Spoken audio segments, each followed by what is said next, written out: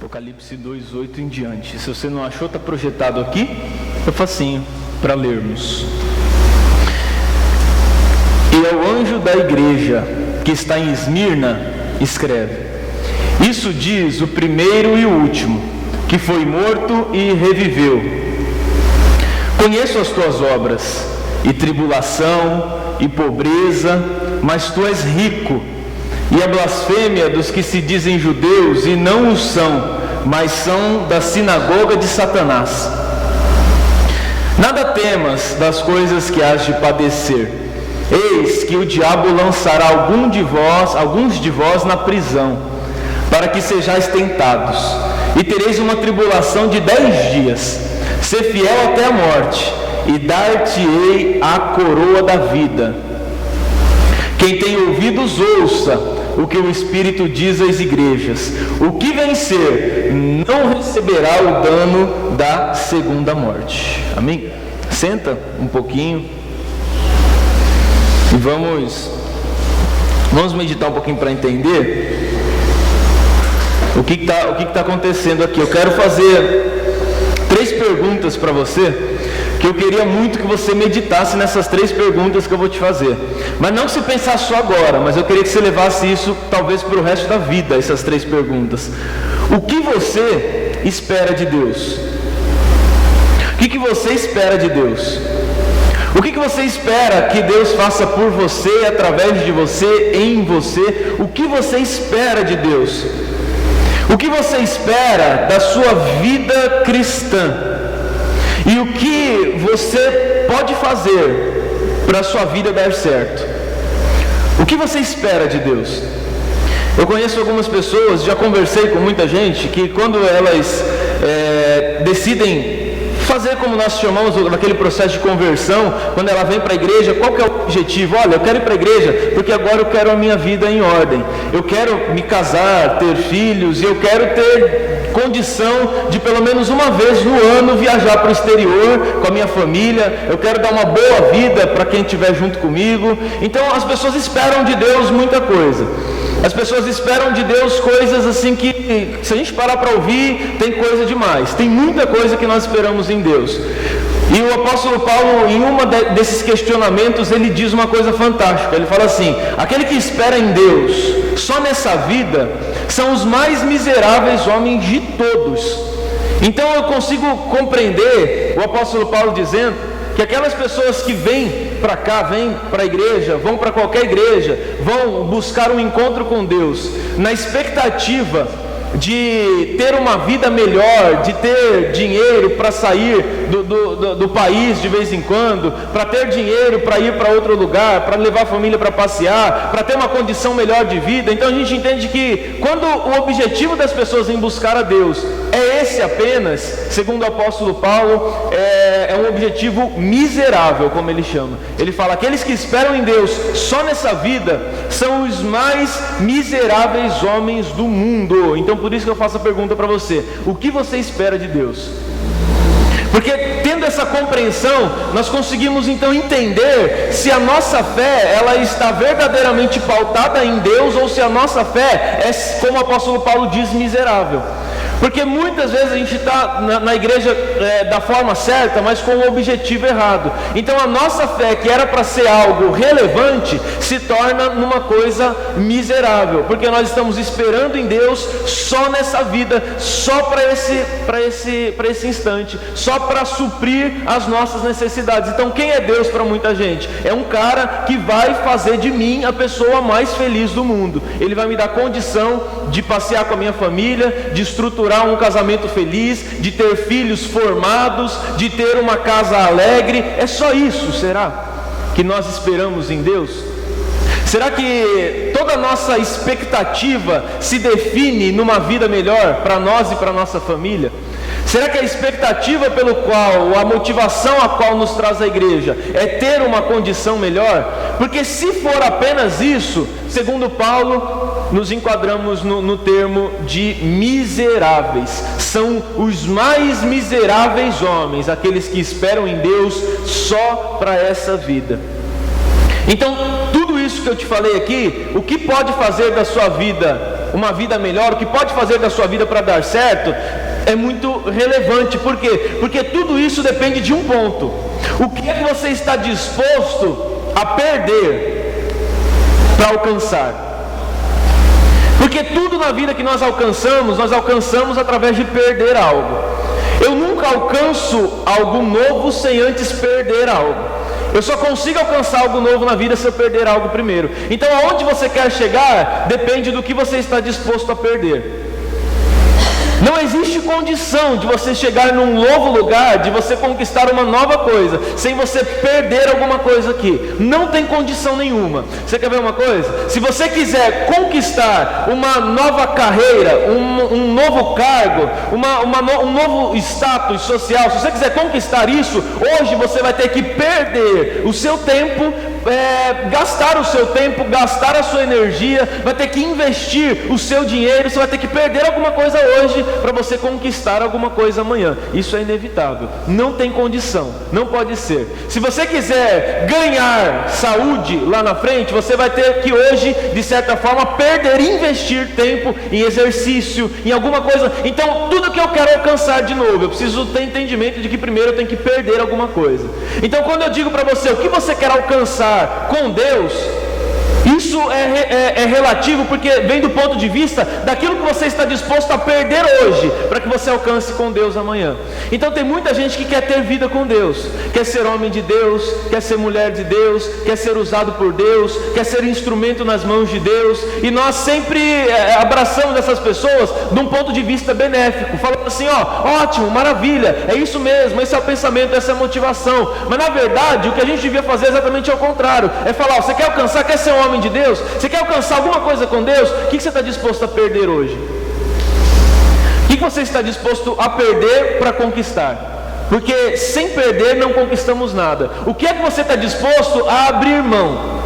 Do que você está disposto a abrir mão? Você está disposto a abrir mão de um passeio? Está disposto a abrir mão de repente do futebol? Está disposto de repente a abrir mão de algo que você faria para investir esse tempo em Deus, para que você cresça nele?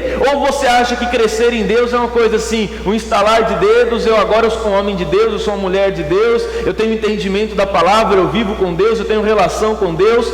É necessário, antes de conquistar, perder. Então quando eu digo para você o que você está disposto a conquistar, nas entrelinhas eu estou perguntando para você o que é que você está disposto a perder. Porque você nunca vai conquistar algo se você não estiver disposto a perder algo hoje, a investir algo hoje, a abrir mão, a perder. E se você quiser encontrar vida, olha que contraditório as coisas do reino. Não é à toa que Jesus falou que traz confusão para os sábios esse reino, essa verdade, essa palavra. Porque olha que contraditório. Se você quiser encontrar vida, você precisa primeiro achar uma razão pelo qual você morreria.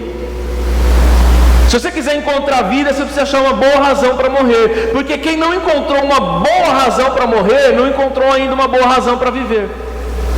Não sabe por que vive, porque não encontrou nunca na vida uma boa razão pelo qual ele morreria. Ele não encontrou uma razão que seja mais importante, maior do que o seu propósito de vida. Então ele ainda não encontrou uma razão para viver. Olha como é contraditório o reino. Se você quiser uma boa razão para viver, você precisa encontrar primeiro uma boa razão para morrer. Pelo que você morreria? O que você morreria, o que você seria capaz de entregar à sua vida, o que vai nortear a sua vida para a relação de você e Deus, os seus sonhos, os seus desejos, os seus propósitos. Então, aquele que não encontrou um sentido ainda, não sabe por que viver. Aquele que não encontrou um sentido pelo qual ele morreria, não consegue dizer que ele vive, porque ele não tem um sentido maior da vida, porque ele não encontrou uma razão para morrer. Sua vida, ela só dará certo se você encontrar um propósito maior do que ela. A vida de alguém só começa a dar certo quando ela encontra um propósito maior do que ela mesma, dentro desse contexto. Então, experimentar algo pelo que estaríamos dispostos a sacrificar todas as circunstâncias confortáveis da nossa existência em favor disso, é o princípio da vida. Qual que é o princípio da vida? É conseguir experimentar algo que eu estaria disposto a renunciar todas as outras coisas em favor daquilo, em favor desse algo. experimentar alguma coisa, que quando eu experimento aquilo, todas as outras coisas deixam de ter sentido, se aquilo não estiver comigo. Esse é o sentido de viver, é ter algo pelo qual eu morreria, ter algo pelo qual não vale a pena viver sem. E se você ainda não encontrou algo que não vale a pena viver sem, você ainda não iniciou a sua vida, porque só vivemos quando encontramos um sentido maior do que a vida. Só vivemos quando nós encontramos um sentido maior do que a nossa existência, porque caso contrário, nós existimos, mas não vivemos. Então quando eu experimento algo, que através daquele algo eu estaria disposto a renunciar qualquer um dos prazeres da vida em favor disso, eu encontrei um sentido para viver. E nós só encontramos sentido quando nós conhecemos esse motivo, pelo qual sem ele nós não existiríamos. Sem esse sentido, sem esse motivo, nós não existiríamos. Aí você quer ver um exemplo? Eu te dou um exemplo. O apóstolo Paulo, Atos 20, 24, ele diz assim, mas de nada faço questão, nem tenho a minha vida por preciosa, contanto que cumpra com alegria a minha carreira e o ministério que recebi do Senhor Jesus, para dar testemunho do evangelho da graça de Deus. Ele encontrou um sentido pelo qual ele morreria, então a partir daquele instante ele começa a viver. Ele falou, a minha vida em nada eu tenho como preciosa, nada, porque eu encontrei algo que é maior do que ela. Eu encontrei um sentido para viver, porque é algo que eu morreria por ele. Então eu encontrei Jesus e Jesus virou o sentido da minha vida. Então a minha vida em nada eu tenho como preciosa. A única coisa preciosa para mim agora é isso que eu encontrei. Essa é a minha preciosidade, porque isso é maior do que o meu sentido de vida. Isso é maior do que qualquer coisa. Filipenses 3, do 7 ao 8, ele fala uma coisa linda. Mas o que para mim era lucro, passei a considerar perda por causa de Cristo. Mas, mais do que isso, considero tudo como perda, comparado com a suprema grandeza do conhecimento de Cristo Jesus, meu Senhor, cuja causa perdi todas as coisas. Eu as considero como esterco para ganhar a Cristo. Ele encontrou um sentido que era maior do que a sua própria vida. Ele encontrou algo que era maior do que qualquer coisa. E ele começa a viver por aquilo que ele encontrou, por aquilo que ele achou. Então quando Jesus ele é comparado com qualquer outra coisa, segundo Paulo dizendo nesse texto, essa qualquer outra coisa, seja ela o que for, ele considera como esterco. Fala, qualquer outra coisa que não seja isso que eu encontrei como sentido de vida, para mim tem a mesma relação que esterco, não serve, porque eu encontrei agora algo pelo que eu viveria. E porque hoje nós somos muitas vezes tão perdidos com as coisas, porque nós não temos um sentido, nós não temos algo que é maior do que nós, então qualquer coisa nos atrai. Então hoje nós vivemos, encontro um namorado e vive pelo namorado. O namorado é o sentido da minha vida, eu vivo por ele. Aí não deu certo, aí eu encontro um trabalho, eu vivo pelo trabalho, porque o sentido da minha vida é o trabalho. Por que nós vivemos tão perdidos nos nossos sentidos? Porque nós nunca encontramos algo que seja maior do que nossa vida, algo que realmente nos dê sentido. Então uma pessoa que ainda não conseguiu vislumbrar Jesus nesse ponto de vista, é uma pessoa que existe, mas que não vive, porque vida só vem através de Cristo. Eu só consigo viver quando eu encontro Cristo, que é um propósito maior do que a minha vida. Quando eu me relaciono com Cristo, que é maior do que a minha vida, eu consigo viver. Caso contrário, eu estou existindo apenas, porque eu não tenho um sentido pelo qual eu abriria mão de tudo isso. Eu não tenho um propósito maior do que a vida. E Paulo, quando encontra esse propósito, ele diz, agora o restante para mim, todas as outras coisas para mim, eu considero como esterco. Quer dizer, é algo sem condição, sem valor nenhum. Todas as outras coisas não têm o valor que eu dou a isso. Isso é o sentido da minha vida. Eu encontrei um sentido para viver. Bom, qual que é o sentido com o Apocalipse 2, que nós lemos aqui da carta da igreja de Esmirna? A igreja de Esmirna é uma igreja que havia encontrado um sentido para viver. É uma igreja que havia encontrado um propósito. E diferente das outras igrejas, das 7 cartas de Apocalipse, que João destina aos pastores da igreja, diferente das outras, a igreja de Esmirna havia encontrado um propósito que era maior do que ela mesma. Qual que era o contexto desse instante?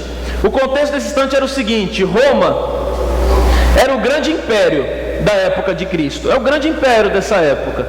Então tudo ao derredor era sitiado por Roma. Roma era o grande império. Então todos os soldados romanos é quem comandava tudo que acontecia. Eles ordenavam e os outros aceitavam. No entanto, que o povo de Deus, o povo judeu, eles viviam oprimidos pelo exército romano, porque Roma era o grande império da época.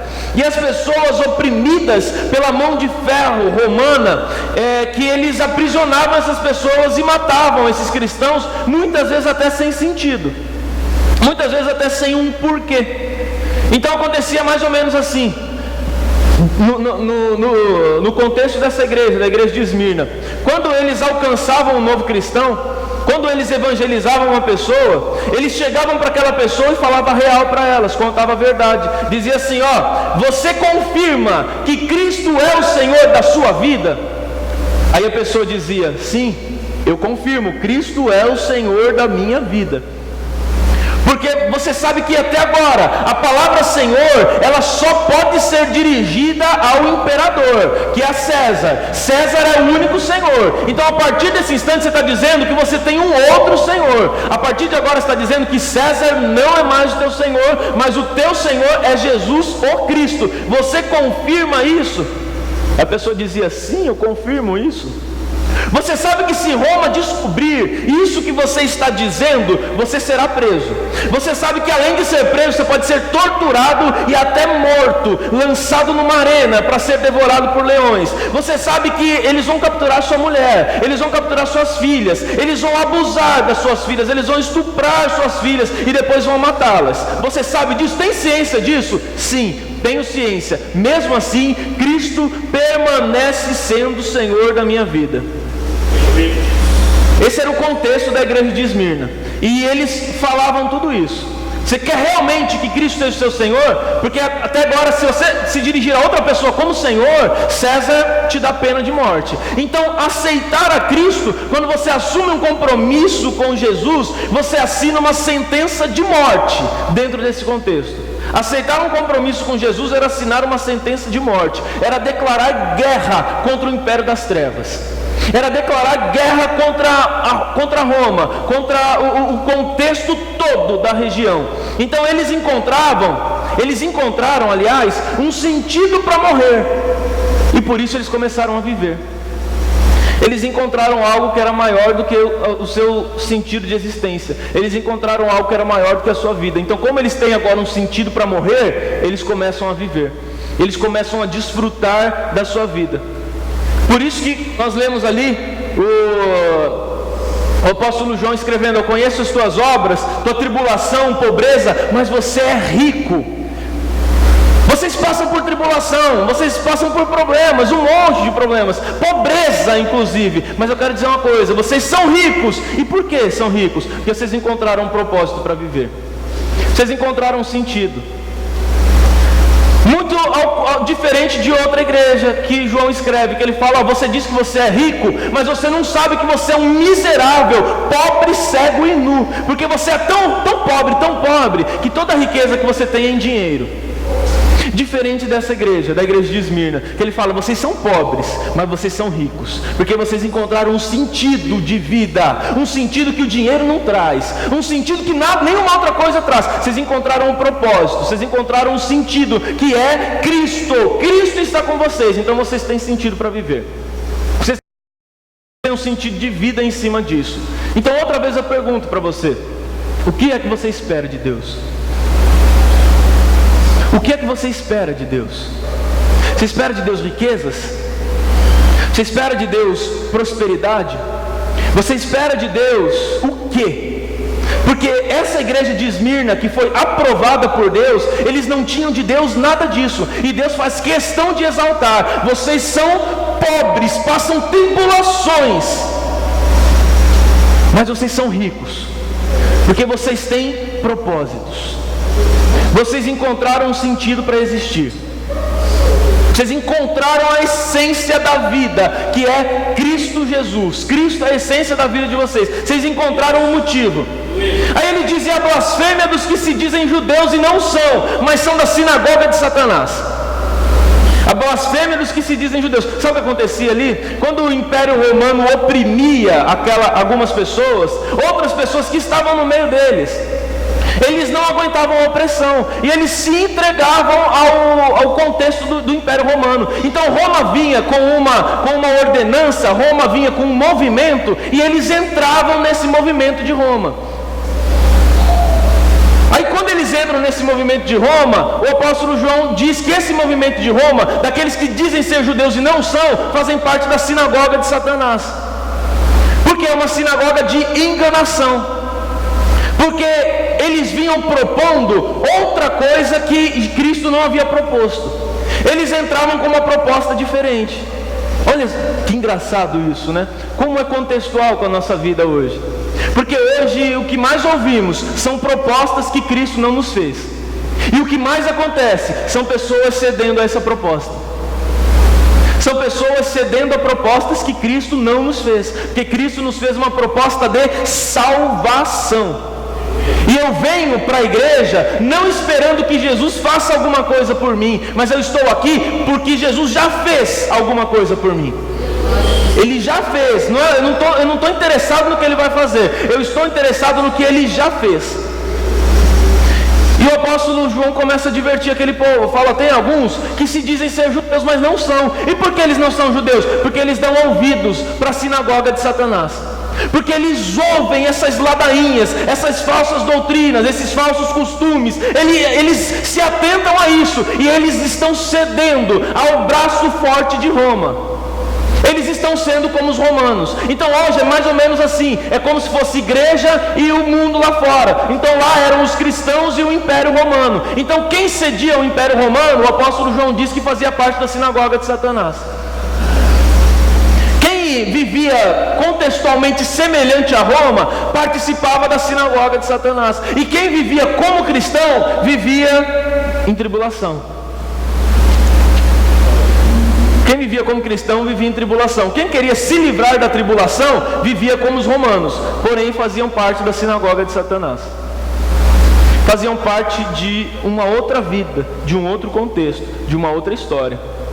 Então eles estavam ganhando a vida deles, mas eles estavam perdendo a vida deles diante de Jesus. Eles estavam agradando aos homens, mas eles estavam desagradando a Deus. E vale muito mais, meu irmão, agradar a Deus, mesmo que seja debaixo de tribulação e de desaprovação dos homens, do que agradar aos homens e ter a desaprovação de Deus. Muito mais vale agradar a Deus do que aos homens. Vale muito mais agradar ao Senhor. Vale muito mais ser compromissado com Deus do que com os homens. Porque os homens nada vão nos oferecer. Deus tem vida eterna para nos dar. Apocalipse 20:12 diz assim, ó: vi também os mortos, grandes e pequenos, de pé diante do trono. E livros foram abertos. Outro livro foi aberto, o livro da vida. Os mortos foram julgados de acordo com o que tinham feito, segundo o que estava registrado nos livros. O que nós aprendemos na nossa vida cristã é que basta dizer que Cristo é o nosso Salvador e nós já estamos salvos, não é mesmo? Basta dizer que Jesus é Salvador, basta vir para a igreja, ergueu a mão, fechou, veio para frente, aceitou Jesus, então você já está salvo. A gente usa até a expressão, hoje tem festa no céu, os anjos estão em festa, o céu está em festa, porque um pecador se arrependeu dos seus pecados e agora o seu nome está escrito no livro da vida. Então nós salvamos a pessoa que fez isso, que cumpriu um ritual, que cumpriu uma liturgia. Nós salvamos aquela pessoa. É isso que nós fazemos. Nós mesmos escrevemos o nome daquele ser no livro da vida. Mas de acordo com o texto que nós acabamos de ler, de acordo com a Bíblia, o julgamento que Deus fará conosco não está nem um pouco relacionado ao fato de eu erguer a mão e chorar na igreja, mas está relacionado com o que eu faço, com o que tinham feito. Olha só que legal, abriram os livros, os mortos foram julgados de acordo com o que tinham feito, de acordo com as suas ações. Quer dizer então que tudo que eles fizeram estava registrado nesse livro. E eles receberam um julgamento de acordo com os atos que eles praticaram, que estavam escritos nesse livro. Então não tinha nada a ver com levantar a mão, vir chorando e já está salvo. Porque aceitar Jesus é muito mais do que falar. Aceitar Jesus é viver. Viver é muito mais do que falar. Tem muita gente que fala igual papagaio, mas não aceita. Então aceitar Jesus está muito além do falar. Aceitar Jesus está relacionado com o viver. E o julgamento das nações não será pelo fato de você erguer a mão ou baixar a mão quando alguém fizer um apelo. Segundo a palavra de Deus, o julgamento das nações será por Cristo dizendo: eu tive fome e você me deu de comer. Estive com sede e você me deu de beber. Estive nu e você me vestiu. Estive doente e você me visitou. Esse é o julgamento das nações que a Bíblia apresenta. O julgamento que ela nos apresenta não é o fato de você erguer a mão, cair uma lágrima dos seus olhos e envolvido nessa emoção e nessa comoção estamos salvos. Não é isso que nos apresenta. Não é isso que a Bíblia nos apresenta. Porque quando Jesus um dia vier nos julgar, Ele vai nos julgar de acordo com isso que Jesus falou, o próprio Cristo falou. Olha, eu tive fome e você não me deu de comer. Eu tive sede e você não me deu de beber. Eu estive nu e você não me vestiu. Eu estive preso e você não me visitou. Portanto, afaste-se de mim, porque eu não te conheço. E a você outro: eu tive fome e você me deu de comer. Eu tive sede, você me deu de beber. Eu estive nu, você me vestiu. Eu estive preso e você foi me visitar. E a pessoa até questiona: Senhor, mas quando que eu fiz isso? Quando eu leio esse texto eu entendo assim, que é uma pessoa que nem participava de um negócio desse, porque ela fica desatenta, ela fala: Senhor, quando que eu fiz isso? Quando você fez a um dos meus pequeninos, a mim você fizeste. Então a ideia do reino, a ideia do evangelho está dentro desse ponto. Nós não vamos ser julgados por Cristo por erguer a mão e se emocionar, mas por aquilo que fizemos. Por aquilo que fizemos. E quando quando o apóstolo João vai escrever para a igreja de Apocalipse, a igreja de Esmirna, ele começa dizendo: eu conheço as suas obras. Quer dizer, eu sei que você faz alguma coisa por Deus e pelo reino. Eu sei que o seu servir a Deus não está resumido em bagunça, não está resumido em coisa. Eu sei que o seu servir a Deus está destinado a uma obra, a um trabalho, a um processo, a uma sequência. Eu sei que você serve Deus. E com tribulação e tristeza, e pobreza também, mas você continua servindo. Eu sei daquilo que você está fazendo.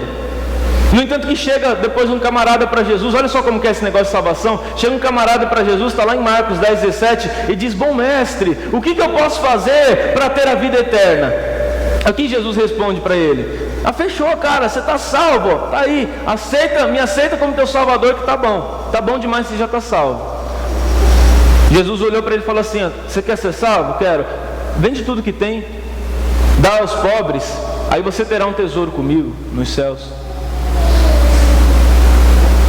Não é só levantar a mão e cair lágrima dos olhos. Não é só isso, não está restrito a isso. Quando ele se dirige àquela igreja dizendo que conhece as suas obras, a igreja possuía obras. A igreja fazia algo em benefício do reino. Não era um monte de gente que não fazia absolutamente nada. Eles faziam algo a favor do reino. Porque naquele grande dia, o que o Senhor vai nos cobrar é o que fizemos em favor do seu reino. O que fizemos em favor do reino de Deus. E tem muita gente ainda achando que basta se reunir todo mundo. Vamos se reunir na igreja. O que a gente vai fazer? A gente se reúne, canta os 3 louvores, 4, 5, ouve uma palavra e a gente vai embora com o coração cheio. Por quê? Porque servir a Deus. Estou servindo a Deus. Não basta. Isso não é o suficiente. Isso não preenche a expectativa que Deus tem em nós. Isso não é o suficiente para nós sermos cristãos verdadeiros, genuínos, porque um dia o Senhor vai dizer: o que é que você fez em relação ao meu reino? O que é que você fez em relação ao meu reino? Será que você não passou o período inteiro corrompido com Roma? lá no Apocalipse 20:15. Porque alguns vão, mas outros, olha o que vai acontecer. Se o nome de alguém não for encontrado no livro da vida, este foi lançado no lago de fogo.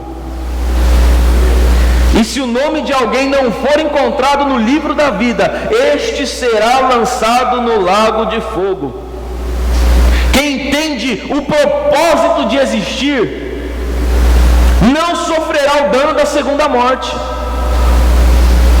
É o que nós lemos em Apocalipse 2. Quem entende o propósito de existir, não sofrerá o dano da segunda morte. Mas isso não, em hipótese alguma, está relacionado com sentir o dano da primeira morte. Porque você não vai sentir o dano da segunda morte, que é a sua morte eterna. Você não vai sentir o dano, o flagelo da segunda morte. Então quem entende o propósito pelo qual existe, não vai sentir isso. A palavra grega utilizada para inferno aqui, é uma palavra geena. É uma palavra grega utilizada para inferno. E essa geena é um lugar de Jerusalém, onde toda a cidade centralizava, canalizava todo o lixo que eles tinham. E eles jogavam aquele lixo ali naquele lugar, e aquele lugar era aceso e aquele lixo queimava. Era uma espécie de lixão como os nossos hoje. É Geena. E quando Cristo ele fala será lançado no lago de fogo, ele usa a expressão Geena. Ou seja, será lançado, serão como Geena, serão uma concentração de lixo jogado naquele lugar. Então quer dizer, aquele que não estiver escrito no livro da vida, segundo Jesus, segundo a tradução do original, será como lixo jogado no lixão e vai queimar no lago de fogo. Você consegue entender a profundidade desse negócio? Aquele que não estiver escrito no livro da vida será lançado num lixão, será jogado lá. Aí em cima disso a gente começa a compreender quando Jesus exortava o povo e dizia: gente, o que adianta ganhar o mundo inteiro e perder a sua alma? O que adianta a gente conquistar tudo e se perder? O que adianta? Qual que é o sentido de conquistar o mundo todo e perder sua alma? Qual que é o sentido de ser alguém grande, de ser alguém poderoso, de conquistar, de ter uma família linda, de ter filhos formados, de ter uma bela esposa, de ter uma bela casa, de ter tudo, e quando chegar naquele instante, você ir para o Geena, para o lixão? O que adianta ganhar o mundo inteiro? O que adianta se corromper com Roma para não viver a tribulação de cristão? Para que depois você seja tratado como um lixo e ser lançado no lixão. É o que Jesus fala para aquele povo: quem não estiver escrito no livro da vida será tratado como lixo, porque vai ser jogado no lixão, vai ser jogado no fogo. Nós hoje, agora aplicando isso para a gente, no contexto de Esmirna, no contexto de Roma sendo o império da época, então no nosso contexto hoje, nós não temos mais o braço de ferro romano para nos oprimir. Não temos, nós não somos mais oprimidos por Roma. Alguém é? Eu acho que não. Nós não somos mais oprimidos por Roma. Não temos mais o braço de ferro de Roma para nos oprimir. O nosso problema hoje não é fome. O nosso problema hoje é que nós temos a fartura demais. O nosso problema hoje não é escassez. O nosso problema hoje é o excesso do consumo. O nosso problema hoje não é falta de recurso. O nosso problema hoje é o excesso dos recursos. O nosso problema hoje não é a privação. O nosso problema hoje são as atrações. Nós temos atrações demais. O problema é que nós temos atração demais. É muita distração. É muita distração para o povo de Deus hoje. É muita TV, é muita internet, é muito celular, é muita tecnologia. Nós estamos distraídos demais. O problema não é privação, o problema é que nós temos muita distração. O problema hoje é que a nossa geração é uma geração obesa. E não é uma geração obesa no peso, obesa no físico, mas é uma geração obesa de sapatos no armário. É uma geração obesa de roupas no guarda-roupa. É uma geração obesa de consumismo. É uma geração obesa de aparelhos de tecnologia. Tem 3, 4, 5 em casa. É uma geração obesa de recursos, porque não aprendeu a dividir o que tem, não aprendeu a olhar para aquele que é pobre e não tem condição. Então é uma geração obesa, que a gente abre o nosso guarda-roupa lá e escolhe qual das 35 roupas nós vamos botar para vir para a igreja, qual dos 65 sapatos nós vamos botar no pé para vir. É uma geração obesa, não mais fisicamente só, mas é uma geração obesa de recurso, porque nos falta o entendimento do que é, nos falta esse entendimento. O lixo da nossa casa é rico. Tem muita gente que daria de tudo para comer o lixo da nossa casa, para comer aquilo que a gente joga no lixo. Tem muita gente que faria de tudo, que brigaria para comer o lixo que a gente joga fora, porque o nosso lixo é rico.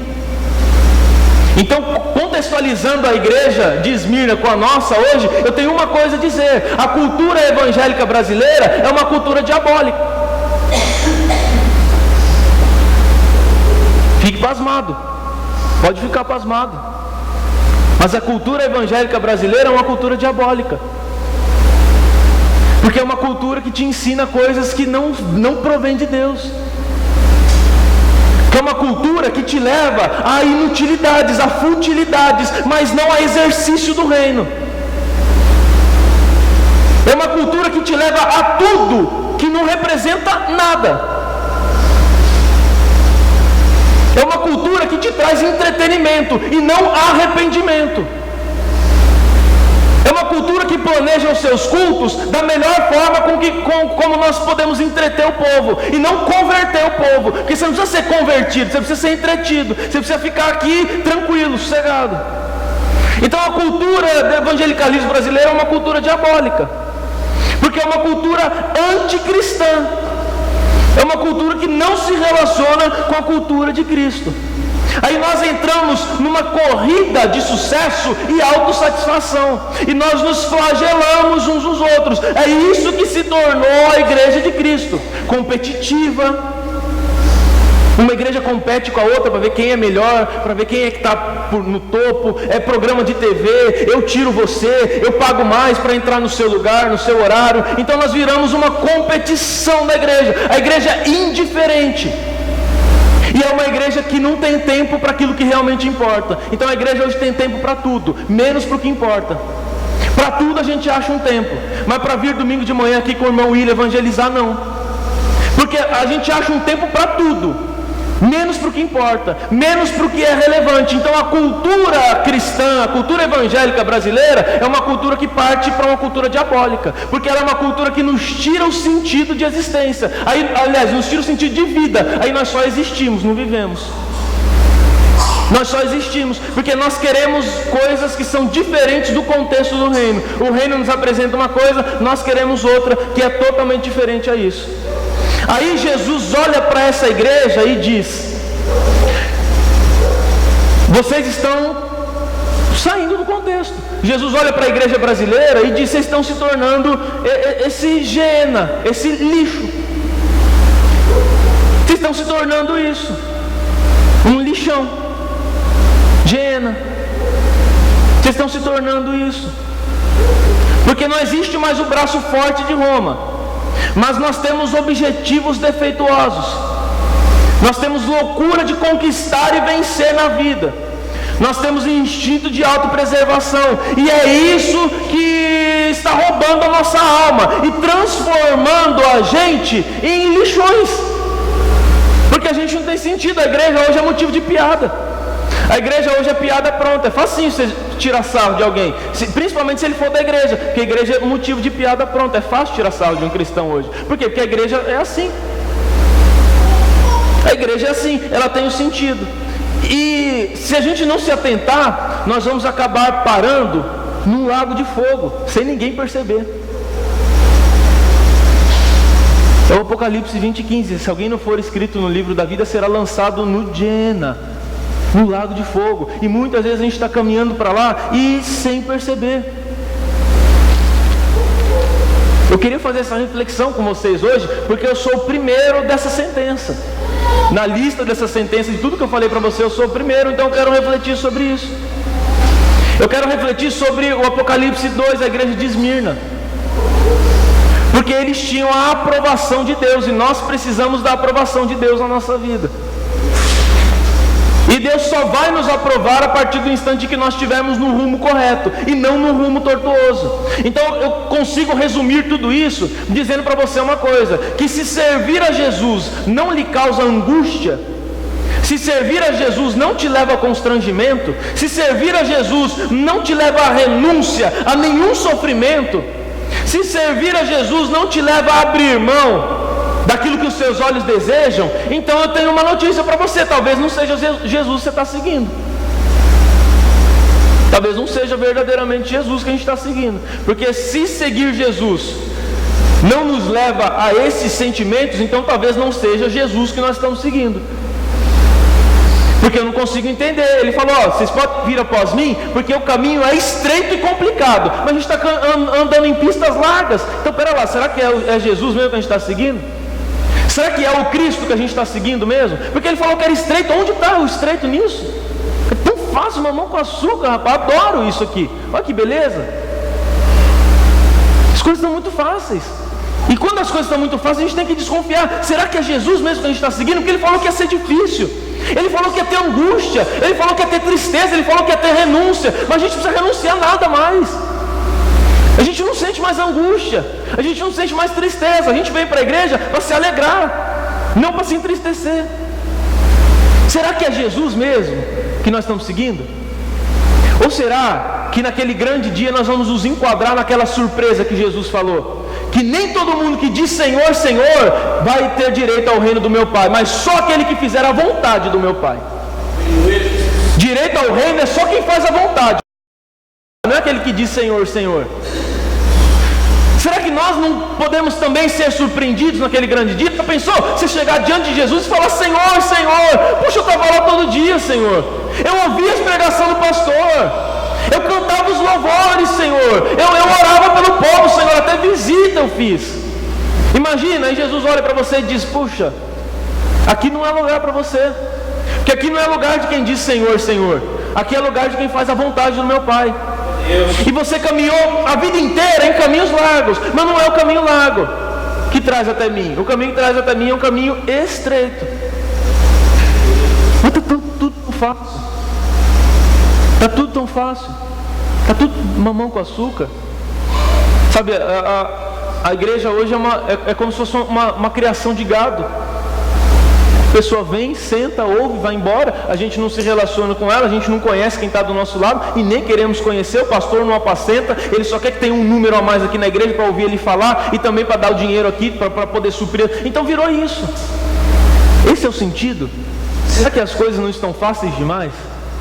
Isso é cada um pode responder por si, fazendo uma análise cristã da sua vida, olhando para dentro de si e relacionando sua vida com Cristo. Será que não está fácil demais? Ser sincero. Será que não está fácil demais? Olha o que ele falou: conheço as tuas obras e tua tribulação, a tua pobreza, mas tu és rico, e a blasfêmia dos que se dizem judeus e não são, mas são da sinagoga de Satanás. Nada temas as coisas que há de padecer. Eles iam padecer alguma coisa. Nada tema das coisas que há de padecer. Eis que o diabo lança alguns de vós na prisão, para que sejais tentados, e tereis tribulação de 10 dias. Sê fiel até a morte, dar-te-ei a coroa da vida.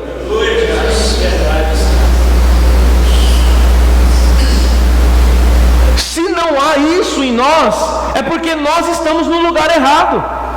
Sabe por que a igreja não sofre? Sabe por que nós não sofremos? Porque nós estamos no lugar errado. A nossa concentração, as multidões se reúnem no lugar errado, no propósito errado. Sabe por que nós não sofremos? Porque nós não ajuntamos as pessoas para ir para os presídios, mas a gente ajunta as pessoas para ir para as festas. Nós estamos no lugar errado, por isso nós não sofremos, porque nós estamos fora do nosso propósito. Estamos fora do nosso propósito, então por isso nós não sofremos. Porque se estivéssemos dentro do nosso propósito, em oposição a Roma, Opa, peraí. Olha o cristão quando ele se opõe a Roma, o que acontecia com ele. Agora, quando aqueles que faziam parte da sinagoga de Satanás se ofereciam e ficavam juntos, faziam aliança com Roma, eles não sofriam nada. Agora, quem se opunha sofria. Será que nós não estamos tendo aliança? Será que nós não estamos assim num concubinato com o mundo? O que é que nos faz diferente deles? Como que nós vamos conquistá-los na diferença? Porque nós estamos tentando conquistá-los na igualdade. E se é igual, ué, por quê? O que me atrai é a diferença, não é a igualdade. Eu vim para a igreja porque um dia eu conheci alguém que era diferente de tudo que eu via, de todos os amigos que eu tinha. Ele me trouxe para cá. Agora, mas nós somos iguaizinhos, como que nós vamos... Com qual moral que a gente vai falar com as pessoas? Se tudo que eles fazem a gente faz. Se tudo está igual. Se não existe mais o caminho estreito. Quer ver, deixa eu fazer uma pergunta. Qual foi a última lágrima que você derramou com angústia na alma por causa do reino de Deus? Qual foi a última vez que você chorou abundantemente pelas almas que estão indo para o inferno? Será que a gente não está no lugar errado? Será que a gente não está no propósito errado? Será que nós não estamos com as ações equivocadas? Eu queria muito fazer essa reflexão com você hoje, porque eu quero puxar essa fila. Porque eu estou trazendo a minha memória, qual foi a última vez que eu derramei uma lágrima. E eu estou pensando nisso, eu estou falando, Senhor, qual a última vez que a gente chorou em favor do reino? Que a gente chora quando a cinta aperta para a gente, né? Então faltou alguma coisa para nós, aí a gente vem aqui chorar. O filho não está bem, a gente vem aqui chorar. A gente está complicado, aí a gente vem aqui chorar. Mas qual foi a última vez que nós choramos pelo outro? Qual foi a última vez que nós nos sentimos constrangidos pela incapacidade que nós temos de ser transformadores lá fora? Qual foi a última vez que você chorou por causa do teu amigo do trabalho que é um tribuloso? Qual foi a última vez que você foi constrangido a fazer algo que você não queria fazer ou a abrir mão de algo que você queria muito fazer? Qual foi a última renúncia que você fez em favor do reino? Do que você abriu mão? Quais são as suas renúncias? Que eu não consigo entender. Eu não consigo entender por que o nosso caminho é uma avenida larga e pavimentada. E Jesus falou que o caminho que leva a Ele é um caminho estreito e talvez emburacado. E a nossa é uma avenida larga e pavimentada. Aí, se é uma avenida larga, será que ela está nos levando a Jesus verdadeiramente? Será que nós estamos caminhando em destino de Jesus? Será que nós estamos seguindo o Senhor Jesus? Olha o versículo 11 para a gente terminar. Quem tem ouvidos, ouça o que o Espírito diz às igrejas. Só consegue ouvir isso aqui que eu falei quem tem ouvido. Mas não é esse orelhão que a gente tem aqui não.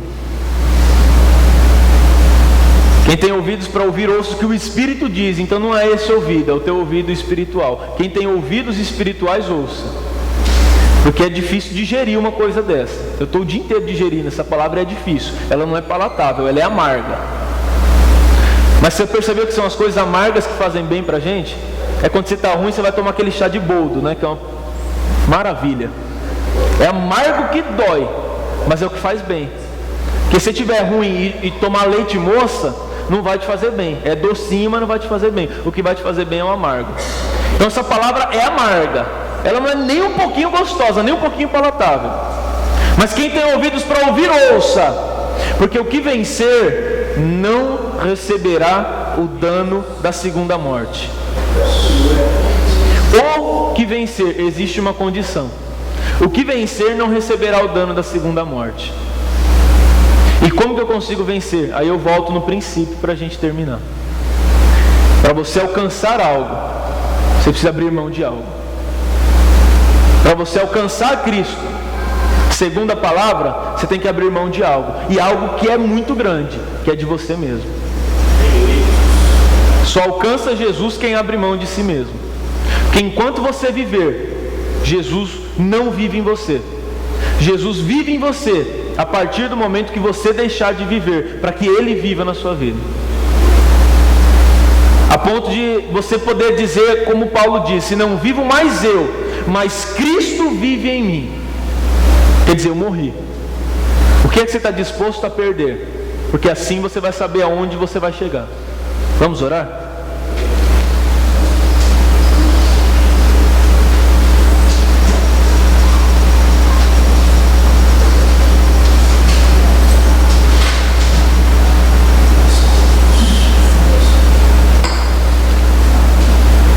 Oh Jesus, em pleno feriado, tomar umas lambadas dessa.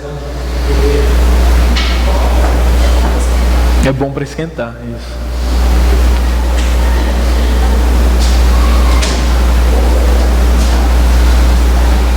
Uma lambada no feriado, né?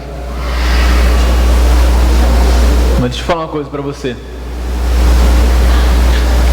Nós nunca aprendemos nada na bonança. Salomão falou isso.